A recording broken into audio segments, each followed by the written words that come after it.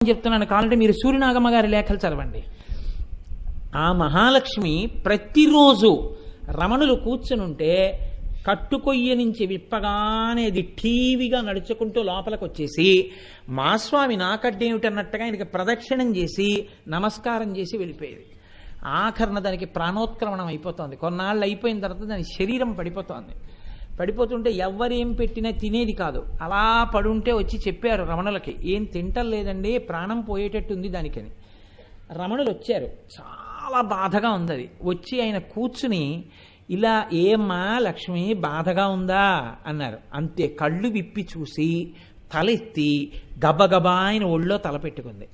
ఆయన దాని గంగడోలు నిమురుతో ఏం బాధ లేదమ్మా, చక్కగా శరీరంలోంచి విడిపోయి నువ్వు అనంతమైన ఆత్మగా నిలబడిపోతావు, నీకేం బెంగలేదమ్మా అని ఇలా ఒళ్ళు తడుగుతుంటే అలా కళ్ళు విప్పి రమణ